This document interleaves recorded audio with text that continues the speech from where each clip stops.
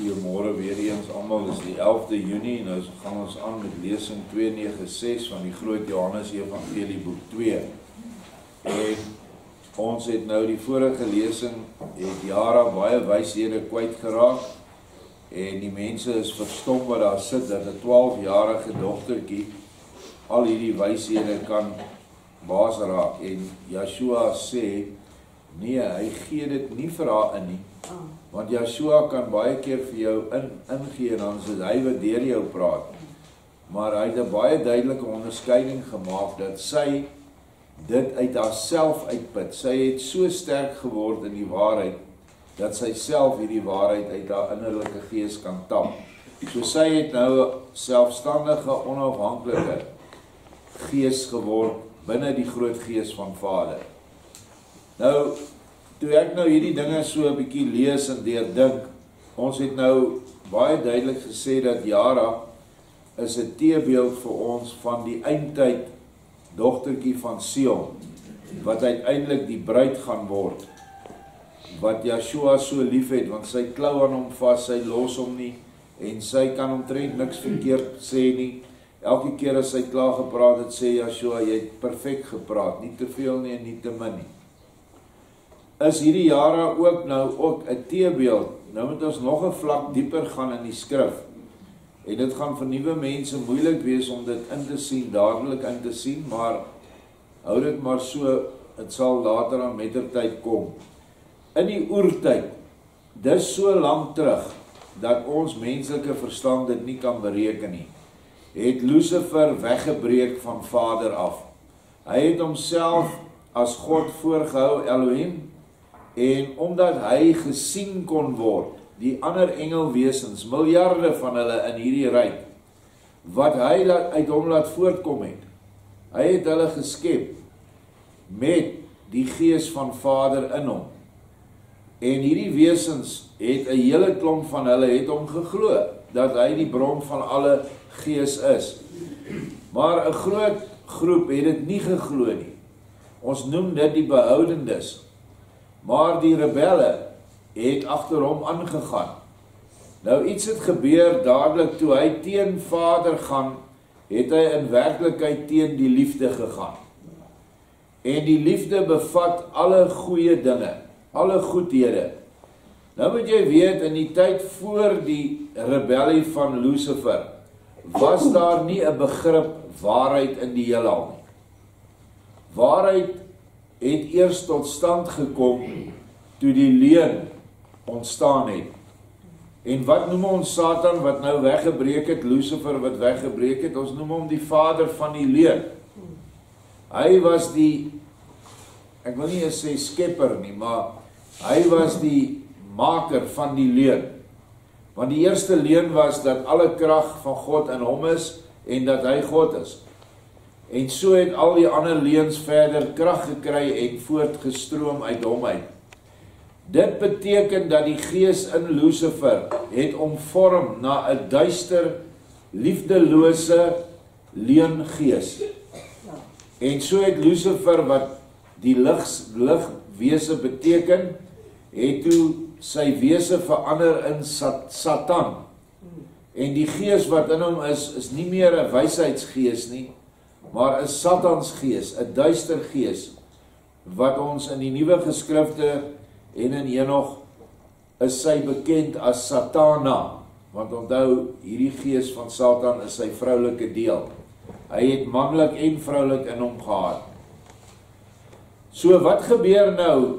Miljarde engele trek ook saam om hierdie gees en ontvang hierdie gees, want sodra jy na iemand luister wat 'n gees van iets het, en dit is so duidelik in 'n kerk, dat jy kerkgeeste kry, en nou kan almal in daai kerk kan tale spreek, of tale brabbel. Nou kan almal van hulle sekere triks doen, wat die dominee of die pastoor doen, soos lag en al die ander goed in die gees. Daar is 'n gees wanneer jy gesamentlik is, soos in hierdie vertrek. En daarom moet elkeen wat voorgaan in so opset, waar ons Yeshua se woorde oordra, oppas dat ons nie 'n ander gees inbring nie. En dit sal ons veilig wees daarby as ons net sy woorde korrek oordra. Nou goed, wat het nou met die ander 2/3 gebeur? Onthou hierdie derde wat nou gerebelleer het, hulle het geval saam met Lucifer. Dit is die groot val van die geeste. Hulle het ingeval in materie in. Dit het geleidelik gebeur. Het die hele skepingsruimte van Lucifer. Dit was groot. Onthou, Lucifer was een van die 3 hoofengele wat uit Vader voortgekom het. Was liefde, lig en ewige lewe. En Lucifer was die lig. Nou moes die liefde en die ewige lewe daai posisie inneem. Nou wat het gebeur met die 2/3 wat nou nie vir Lucifer erken het as God nie? Gesê nee, jy lieg. Dit was die eerste waarheid wat ontstaan het, is dat hulle gesê het, nee, agter jou is die onsienlike Elohim gees, wat ons nie kan sien nie, maar wat ons weet, hy alles vir ons gee en voed. En hulle het vasgehou aan daardie gees. En dit is die gees van wysheid. Maar daardie wysheid is nou omvorm deur al hierdie wesens wat getrou gebly het aan Vader in waarheid. Elkeen van hulle het nou die waarheid gekry, maar dit is 'n stryd. Dit was 'n heel nuwe ding wat in die heelal plaasgevind het, en hierdie waarheidsgees was jonk. Hierdie waarheidsgees kan in die geestelike terme vergelyk word met 'n klein dogtertjie. Dis die Yara. So waar Yara nou in hierdie hele hoofstuk praat, kan ons dan ook sê, dit is woorde wat geformeer word deur die waarheidsgees, wat nou in haar tot wasdom en lewe gekom het. Maar waarom moes daar nou, waarom kon die ding nie vir ewig so voortbestaan nie? Omdat die wat nie gerebelleer het nie, die wat getrou gebly het aan Vader, vasgevang was in hierdie ruimte wat nou geval het. En daar het 'n ewige oorlog ontstaan tussen die gevallenes, tussen die gevallenes 2 partye, rebelle en behoudendes. En dit noem ons die oorloë van Jahwe, wat vir oneindige miljarde maal duisende miljarde jare geduur het in ons tyd. Dit was oneindighede. Maar hierdie ding sou voortgegaan het vir ewig. En die kans dat die rebelle sou oorwin en die ander ook sou insleep, was daar. Maar daar was nie 'n kans dat die wat getrou gebly het aan die waarheid sou oorwin sonder 'n man nie.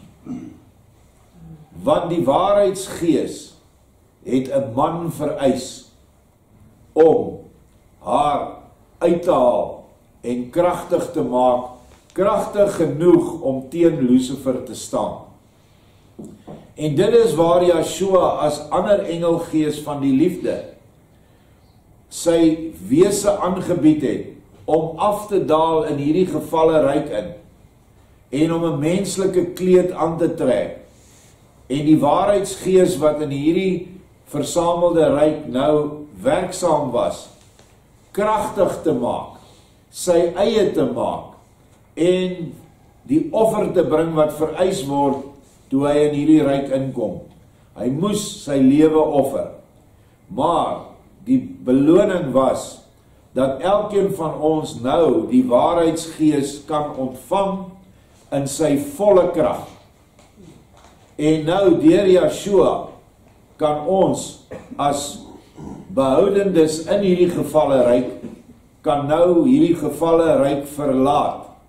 Eerstens verlaat ons die ryk wanneer ons materiële omhulsel afsterf. Dit is die liggaam wat ons moet hê in hierdie ryk, dis die wet van hierdie gevalle ryk, dat ons nou liggame moet hê wat sterf. Die tweede ding is, dat deur Yeshua en sy troostergees, kan ons aan die ander kant, wanneer ons oorgaan, kan ons dan direk uitgaan en weer in die Vaderhuis kom, waar geen materie is nie, geen onmin, geen ongeluk, net liefde, waarheid, wysheid, goedheid, warmhartigheid. Dit is die lang pad. So hierdie Jara stel ook aan die einde die dogter van Sion voor, wat die gees van waarheid in hulle het, maar dit stel ook die gees self voor, wat ook vroulik is. So ek hoop, weet nou, nuwe mense gaan moeilik daarby aanbyt, maar ons mense wat al lang daarmee besig is, sal dit dalk kan insien. So ons gaan nou by hoofstuk 203 aan, die materialisme. Nou, presies wat gebeur het met die val van Lucifer, hulle het in materie verval. Hulle het materialisties geword. En in die materie sit Satan. Die duiwel is nie altyd 'n ou met 'n vurk en 'n stert en 'n vreeslike dinge wat ons hulle altyd beskryf nie. Die Satan is in die lekker van materie, in die gerief en gemak van geld en mag, van partytjies, van vir mans vroumense en omgekeerd vrouens mans, waar hulle mekaar materialisties gryp en nie ophou nie. Dit alles is deel van Satan se wese. Maar binne in jou het jy nou hierdie godsvonk gekry, wat Vader se oergees is, wat nou vir ons siele moet nou met daardie Vadergees binne in ons hart verbind. Maar die siele het nou die krag nodig van die trooster, die waarheid, om los te kom van hierdie neiging na die materie. Daar's 'n al ewige stryd in jou. Gaan ek die materiële kies of gaan ek die geestelike, die hoër deel kies? Gaan ek nou aan om myself te bedwelm met dwelms of drank, of vroumense, of haatgedagtes, onvergewingsgesindheid, oordeel en geregtigheid, of gaan ek nou na die goddelike liefde toe beweeg, vir Vader lief hê in Yeshua, en gaan ek my naaste eerste stel en myself tweede. Dit is besluite wat ons elke dag moet neem, elke oomblik van ons lewe. En dis die stryd, en daarin help die troostergees wat Yeshua uitgestort het in hierdie ryk, vir ons nou in die materie. En dit is eintlik 'n ongelooflike groot weldaad wat hy ons gedoen het. Hy oorwin het, en soos ons vanoggend gebid het, kan ons die magte van Satan ontbind wat ons vashou aan materie, soos dinge wat ek nou genoem het, en ons kan elke mag wat hy probeer afstuur op ons deur wie ook al te gebruik, kan ons bid. Hierdie Philadelphia Arkplaas, afgeseelde plek, is 'n goeie voorbeeld van die val se situasie. Hier is omtrent 10-15% mense wat erns het met Vader, daar buite wat nie inkom na die dienste nie, nog 'n klompie wat ook weet na hierdie woorde luister, maar die oorgrote meerderheid is in die wêreld, en hulle leef vir die wêreld. Dis nie slegte mense nie, maar die wêreld is vir hulle alles. Hulle sal eerder hier om die draai teen die muur staan en 'n sigaret of 2 rook, as om in te kom, want daai sigaret is vir hulle belangriker. Die materie, die materiële genot van daai ding is beter. Of hulle sal ander plekke staan en mense beskinder, maar hulle sal nie wil kom hoor wat Vader sê nie. Dis die situasie wat hier heers. En dit is 'n baie mooi tipe van wat in hierdie gevalle ryk met die twee verskillende gevallenes gebeur het. Die rebelle en die wat trou gebly het. So, dit was 'n oorlog gewees in daai tyd, vir oneindige tye, en dis nou ook nog steeds 'n oorlog tussen ons en hulle, wat in die liefde geveg moet word. Ons kan nie hulle net bestorm en veroordeel nie. Ons moet met die grootste liefde, geduld en sagmoedigheid moet ons hulle probeer oortuig, want ons is veronderstel om die waarheid te hê, en die waarheid ontspring uit die liefde. Dit is die grootste eienskap van waarheid. Enige ander waarheid wat ouens vir jou vertel, is nie waarheid vanuit die liefde nie. Dis sekerlik waarheid, die planne hoe om 'n atoombom te maak. Maar is dit goddelike waarheid? Nee, dis sataniese waarheid, as jy dit so kan noem. Dit is waar, hier is die planne, as jy dit so en so doen, dan het jy 'n atoombom, en dan kan jy 'n stad van 1 miljoen mense in 'n oomblik verwoes. Maar dit kom uit die negatiewe gevalle intellek uit. Want onthou, moenie dink Satan is dom nie. Hy's hoogs verstandkundig of intellektueel.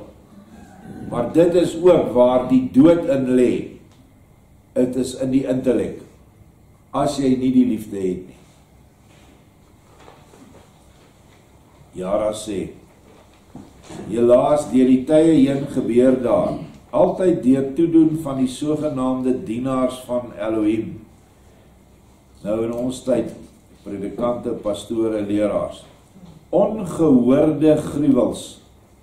Dit veroorsaak egter dat die mense wat betroubare berigte daaroor hoor, en self ook nie onkundig is oor Elohim se woord nie, hulle dan elke dag steeds meer gaan afvra.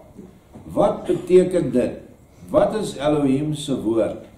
Kan dit binne die sin van sy woord Elohim se wil wees, dat die verkondigers van Elohim se woord, van sy liefderyke wil, sy barmhartigheid, sy sagmoedigheid en sy vrede, dat hulle pure, hebsugtige, liefdelose en brutale duiwels word, ten opsigte van hulle medemens.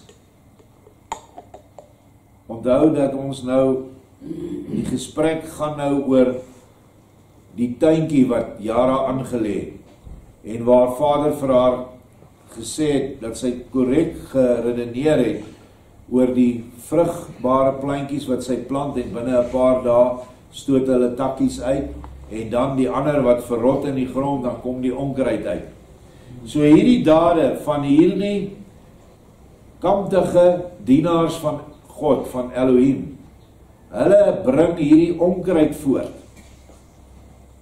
Glad nie die goed wat ons hier lees wat dit moet wees nie. Barmhartigheid, sagmoedigheid, vrede nie. Maar hebsugtigheid, liefdeloosheid en duiwelsheid. En kyk, sê sy, sulke vrae is goed, want dit is die eerste dryfvere waardeur die mensdom tot egte selfstandigheid kom. Sonder hierdie selfstandigheid kan hy nooit deur 'n goeie en nog minder deur 'n slegte, in 'n sekere sin helse dwang, tot ware geestelike vryheid kom nie. En sonder vryheid is daar vir die siel en haar gees geen lewe nie. Dit geld vir elke mens in elke kerkorganisasie en selfs hier by Dogter van Sion. Jy moet selfstandig word. Jy moet die verkeerde teenoor die regte opweeg en 'n vrye besluit maak. Baie mense sit in die kerk, dan sê jy vir hom, glo jy? Ja, nee, ek glo in die kerk. Hoekom? Omdat my pa hier was, my oupa hier was, en ek glo in die dominee. Maar hulle is nie bereid om die leerstellings te toets aan die enigste waarheid wat ons het, naamlik Yeshua se woorde. Want Yeshua sê self, ek is die weg, die waarheid en die ewige lewe. En hy sê verder, julle sal die waarheid ken. En wat gaan die waarheid doen? Die waarheid gaan julle vry maak. En dit is wat ons moet wees, ons moet vry wees. Niemand moet gedwing word om waarheid te kry nie. Maar dit sal hartseer wees as jy jou hele lewe deurgaan en jy het nooit werklik die waarheid gesoek nie. Want daar is een ewige belofte. As jy waarheid soek, sal Yeshua dit vir jou gee. Hy sal sy gees in jou hart lê. En jy sal begin vra, maar hier's nou leerstellings wat ek nie verstaan nie. Van wanneer af moet ek trou sweer in 'n kerk? Van wanneer af doop hulle in die plek van die besnydenis? Dit maak ons nie sin nie. Hoe verstaan ons dit en dat? Dit is wanneer jy begin waarheid kry, omdat jy vir waarheid omdat jy na waarheid verlang het. Dan gee hy dit vir jou. En uiteindelik loop so 'n situasie van waarheid loop dan op 'n stryd uit teen die organisasie waar jy was en hulle nie vir jou antwoorde kan gee nie. Soveel mense sê vir my, maar ek was by die dominee, ek was voor die kerkraad, ek het vir hulle briewe geskryf, hulle kan my nie antwoord op die vrae nie. En dan sit hulle jou onder die kerklike ban of tug, soos wat hulle ook ons voortrekker voorouers, het die NG Kerk onder die kerklike tug en ban geplaas, want hulle het gesê, julle moet nou maar gaan, hel toe met julle. Want volgens hulle is die enigste redding moontlik binne die kerk. So wanneer hulle jou uit die kerk uitjaag, doen hulle soos wat die gereformeerde kerk sê, nou sluit ons as kerkleiers, ouderlinge en predikant, sluit ons vir jou die poorte van die hemel. En dit is 'n ritueel wat hulle doen. Moenie dink dit is iets wat ek uit my duim suig nie. So, hierdie dinge is baie belangrik dat jy, selfs hier by ons, moet jy dit vergelyk met ander leerstellings wat jy in jou lewe mee te doen gehad het. En besluit self of dit wat ons hier lees werklik goddelike waarheid is. Waarheid vanuit die liefde. Hy sê, dit is waar, 'n mens, of sy sê, word by die sien van die doen en late van die priesters, dikwels deur regverdige ergernis verskeur en haas verteer. Mens sou dikwels luidkeels wou uitroep, meester, het u dan geen bliksems, geen haal, geen swaal en geen pik meer, om hierdie tier mense te straf met die grootste krag van u goddelike toorn nie. Maar dan praat daar 'n sagte stem uit die binneste van die hart en sê, dit is nou die waarheid wat praat binne in jou hart, die Troostergees. Wees slim en wys, en kyk waar jy loop. As jy op die pad 'n adder sien loer, ontwyk dit dan, want die hele aardbodem is nog lank nie met adders bedek nie. So my so mooi wysheid. Ontwyk eerder die slang, want die hele aardbodem is nog nie vol slange nie. En dit is die slangmense. Ook die nag moet daar wees, net so goed soos die dag, sodat die mens die waarde van die lig erken en waardeer. Oordag het geen mens behoefte aan die lig van 'n lamp nie, maar as die nag kom, voel elke mens baie smartlik die afwesigheid van lig. So dikwels as wat dit vir hom moontlik is, steek hy 'n lig aan en 'n swak skynsel maak sy kamers vir hom meer aantrekliker as die so dikwels aardse donker wat voorkom. Kyk, as die meester die mense goed van allerlei aardse goedere voorsien, word hulle baie gou hoogmoedig en dan begin hulle te veel vir hulle liggame te sorg, nie vir hulle siele nie. Soos wat die edele saadkorrel deur haar omgewing haarself te veel versadig het uit hierdie grond en gou verteer word, so verteer hulle siele waarin die goddelike gees woon, omdat sy nie van die liggaam die regte hoeveelheid krag ontvang het om die goddelike gees in haar te laat ontkiem tot die ewige lewe nie. En dit is nou juist deur Elohim voorgeskryf. En Elohim God het dan ook oorspronklik vir daardie einddoel die siel aan die liggaam gegee. Maar waar die siel deur haar liggaam verteer is, kom natuurlik in plaas van edele vrugte ook maar net dorings, distels en allerlei slegte onkruid tevoorskyn, waarvan 'n mens helaas geen druiwe en vye kan oes nie. En so gebeur dit in die siel van 'n mens wat nie streef na die gees nie. Hy streef net na in die tuintjie voorbeeld die grond. En nou kom basies nie meer 'n goeie vrugteboom tot stand nie, maar al hierdie onkruid. Dit is wanneer mense hier inkom, ek noem nou maar 'n algemene voorbeeld, hy handel in dwelms. Dis nou 'n vrug op sy bodem. Hy wil nie net self dwelms gebruik nie, hy wil geld maak en hy het 'n perverse genot daarin om iemand wat dwelms gelos het, weer te kry, om weer in daai put in te stort. Ons het dit nou al hoeveel keer gesien. Dit is daardie tipe onkruid, wat insluip in jou gemeenskap in. En dan is dit moeilik om daai goed te skoffel. Dit is nie maklik nie. Want onthou, jy moet dit nog altyd in die liefde doen. So 'n mens is dan egter geestelik ook net so goed as dood. Hy weet niks meer van iets geesteliks af nie. Hy verloon al die geestelike. Verloon beteken hy getuig daarteen en vermaterialiseer alles. Buiten die grove materie bestaan daar vir so 'n mens niks meer nie. Sy maag en sy baie wellustige vel is die twee gode waarvoor hy dag en nag bereid is om elke offer te bring. Vir sulke mense bestaan Elohim nie meer nie. En wanneer sulke mense uiteindelik, soos wat dit nou jammerlik genoeg verseker dikwels voorkom, selfs nog priesters en dienaars van Elohim word, sal 'n mens tog hopelik nie lank hoef te vra nie. Waarom het hierdie suiwerknegte van die vlees, vir wie hy die aard van die saak, die woorde, siel, gees, Elohim en sy hemele, niks anders as verouderde, digterlike fantasiebegrippe uit die taal is, hoekom het hulle priesters en dienaars van Elohim geword? Kyk maar eers net na hulle uitpelende buike, dan sien jy ook die duidelikste antwoord lewend voor jou.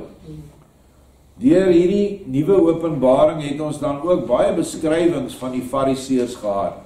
En hulle het uitgestaan, behalwe die mantels wat hulle gedra het om hulle self kenbaar te maak, amper soos togas, was hulle almal oorvreed.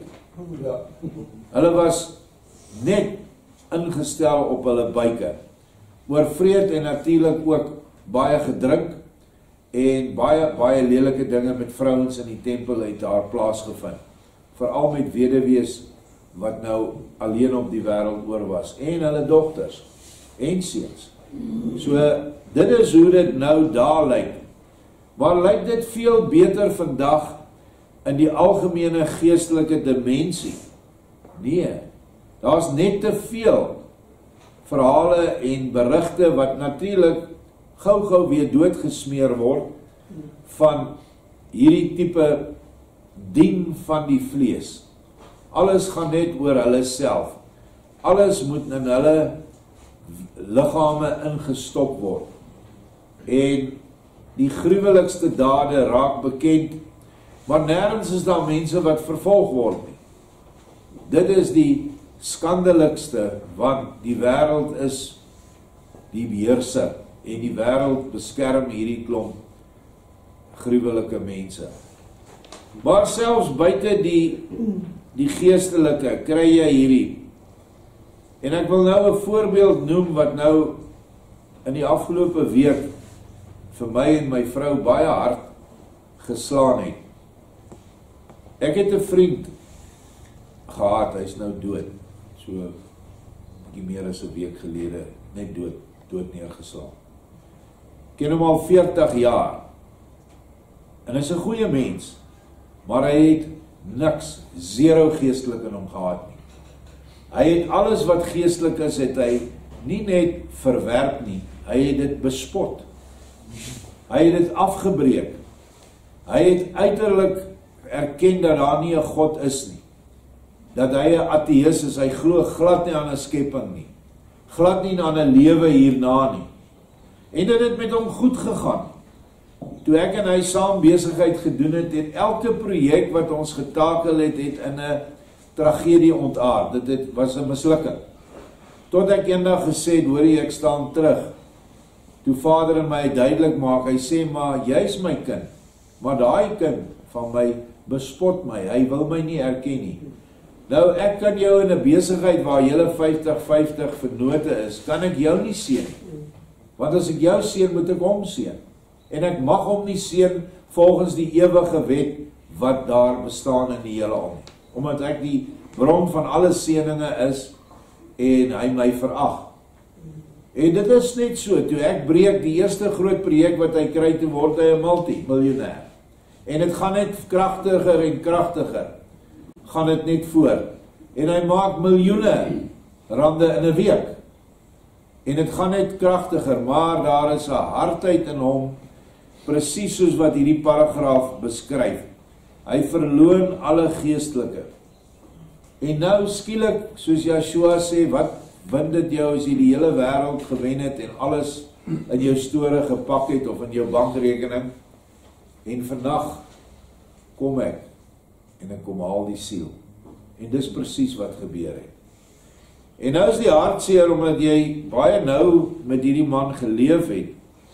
Weet jy nou dat jou lewensuitkyk en die emosies wat jy gehad het toe jy op aarde geleef het en jou lewensverwagtinge, naamlik dat daar nie 'n wêreld aan die ander kant is nie en ook nie 'n God bestaan nie. Kan Vader nie met so 'n siel werk aan die ander kant alvorens so 'n siel gevoel het wat hy geglo het? En dit is die ergste, dat jy, ons wat nou die siele kennis het, ek oordeel nie. Ek vra in my hart, wat word van so 'n siel, en dan openbaar Vader my in my hart, en sê so 'n siel kan nie in die lig ingelei word, alvorens hy nie die gevolge van sy ongelowigheid en sy verwerping en veragting van my gevoel het aan sy sielelyf nie. Hy moet dit voel. Nou wat is dit? Dit is 'n ewige duisternis. Dis 'n ewige Godverlatenheid. Dis 'n ewige afwesigheid van enige skepingsentiteit. Geen plante nie, geen diere nie, geen lig nie. En dan, die een wie hy gedien het, die wêreld, manifesteer dan in sy innerlike huis. En dit is Satan met al sy demone. Wat hom nou sy beloning gaan gee, regverdig uit Lucifer se oogpunt, maar dit is 'n totale onregverdige beloning. En dit is marteling en pyn en nog groter duisternis, omdat hy dit gekies het. Niemand, Vader is nie enige iemand in die hel gooi nie. Jou lewe wat jy hier gelewe het, bepaal die lewe wat jy gaan lewe as jou laaste asem uitgeblaas is. En dit is hartseer om te dink daaraan, dat jou vriend wat jy altyd mee saam was, en ons het saam musiek gemaak, en dat jy weet hy moet daar deurgaan. Daar is 'n moontlikheid en 'n pad waar hy weer die lig kan kry, want Joshua het 'n brug gebou vanuit die doderyk uit.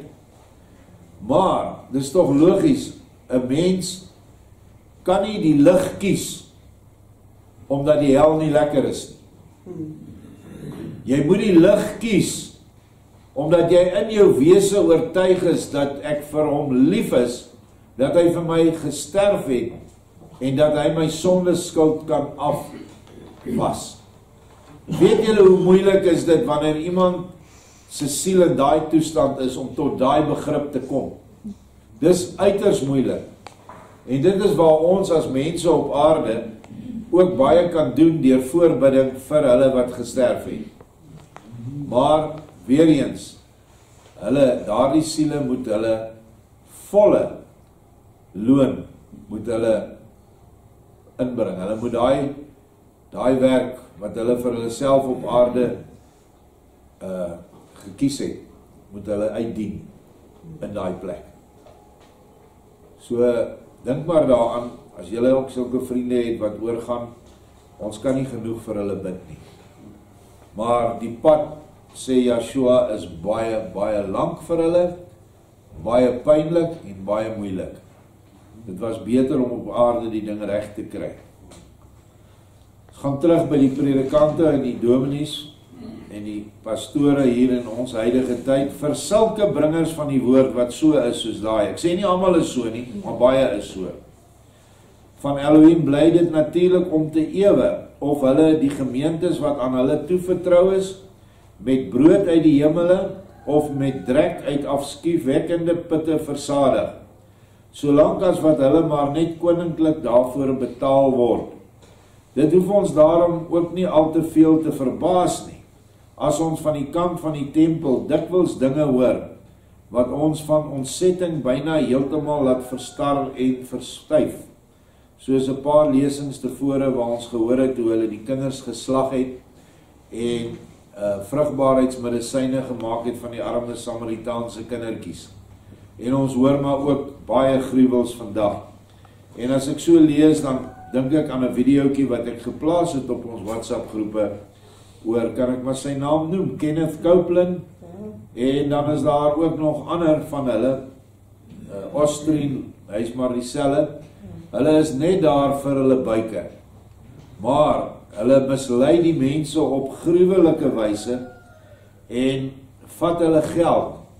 Daai mense het byna niks, dan sê hulle vir hulle, jy moet daai niks nou vir God bring, maar nie vir God nie, vir die kerk, sodat dit in sy bankrekening kan ingaan. En daai arme persoon het dan omtrent niks meer eers om kos te koop nie. Maar hulle het geld om die jets te koop en massiewe huise van 100-200 miljoen rand wat hulle dan in bly en hulle karjakker oor die hele wêreld heen. Dit is in Amerika die mees sigbaarste. Maar hier in Suid-Afrika was daar oral rond sulke mense. Ons het van hulle verneem, hulle het goue baddens gehad, goue krane in hulle huise. Hulle het selfs, die ene het 'n goue Rolls Royce gery. Hy was hier in Kreeusdorp. En die mense het gestroom na daai kerke toe, want hulle was mislei deur hierdie gees. As die algeheel materiële mens dit eenmaal so ver gebring het, dat hy van die waardigheid van mens wees, skaars meer voel as vir 'n paddastoel, wat uit die verrottende modder opskiet. Watter edelike menslike eienskappe moet 'n mens dan van so 'n moddermens verwag? 'n Mens moet hom daarom as 'n afskuwelike adder met sy flitsende tong langs die pad verskuil sien lê, en 'n ander plek sonder adders gaan uitsoek op die groot aardbol. Gaan uit daar uit, my volk, sê die skrif, want die meester is met elkeen wat hom waaragtig soek, en verlaat nooit diegene wat hulle in hulle ellende na hom wend nie. Wanneer dit vir jou bekend word dat in die kerk waar jy is, hierdie dinge plaasvind, miskien nie op so 'n gruwelike wyse nie, gaan weg, gaan uit, want Yeshua is in jou hart. Hy is daar as jy hom liefhet in die hart in die kerk, en hy is in jou hart as jy uit die kerk uitgaan. En hy sal altyd by jou wees. Nou kom mense aan, oorseese mense, en vra vir my, gaan ons nou van Donald Trump se vlugtelingstatus gebruik maak? Sê ek nooit. Never ever. Dan vra hulle my hoekom? Ek sê omdat Yeshua in my is. En hy's hier in my, op kameeldrif, en hy sal in my wees in Amerika. En ek het nie 'n saak met daai land nie. Ek wil nie daar wees nie. Daai mense staan my nie aan nie. En Engels staan my nie ook nie aan nie.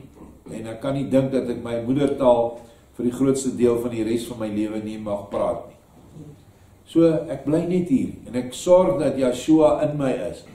Hoe weet ons Yeshua is in ons? Ons is besig met die liefdeswerke. Dit is so eenvoudig soos dit. Ons is besig om hierdie goed te lees vanmôre, wat geweldige waarhede bevat. Almal van ons wat aan die oewer van ons binnesee woon, dit is nou die Galileese see, was alreeds vir 'n lang tyd 'n speelbal van die tempel.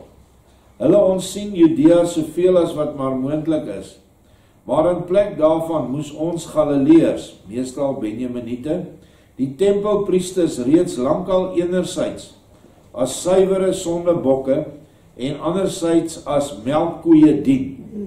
Maar daarvoor het ons die voorreg dat die glansryke lig, Yeshua, baie gouer vir ons in alles en oor alles opgegaan het, terwyl Judea haarself nog in die diepste nag bevind, want hulle wou niks van Yeshua weet nie. Ek dink Joshua sê 'n syfer dat in sy 3,5 jaar van prediking het omtrent 100 in Judea hulle self tot bekering gekom en hom aanvaar as Messias. Maar hy sê 1000 maal meer in die ander gebiede waar hoofsaaklik heidene gewoon het. Ons sien eers die baie selfsugtige vraatsug van die tempelgrond, waarmee ek natuurlik die priesterdom bedoel, en bevry ons soveel moontlik van hulle.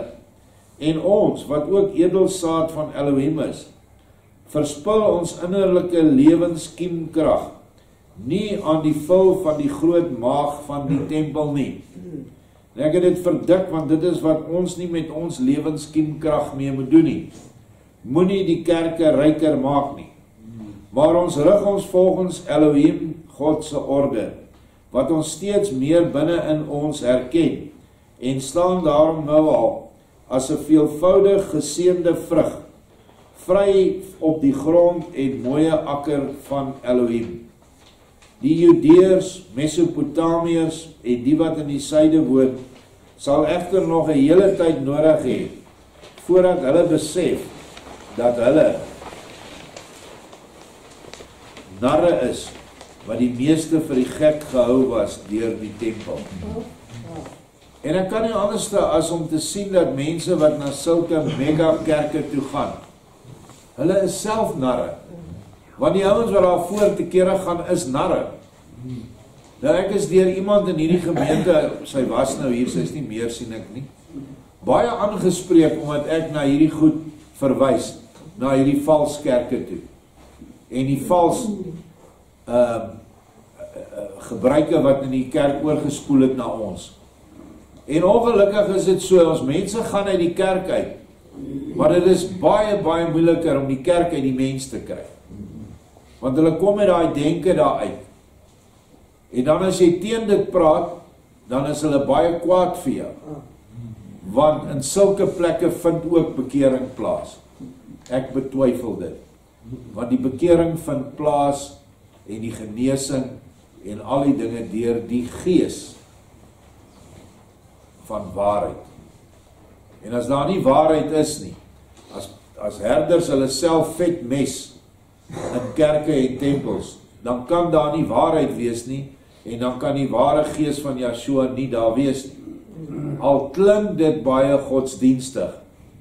Onthou dat die gevaarlikste gees om te herken vandag op aarde is 'n godsdienstige gees.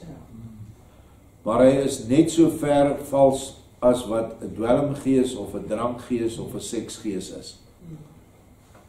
Deur hierdie taamlik uitgebreide antwoord op my vraag, sal elkeen van die aanwesige gaste hier hopelik erken dat die meisie uit Genesaret, dit is nou Jara self, al baie goed weet wat sy moet verstaan van die beskikkinge en die toelatinge van Elohim. Maar u, o meester, vergeef my genadiglik dat ek voor u en tevens aan u gewyde sy so baie lank en soveel, waarby miskien ook nuttelose sake bespreek het.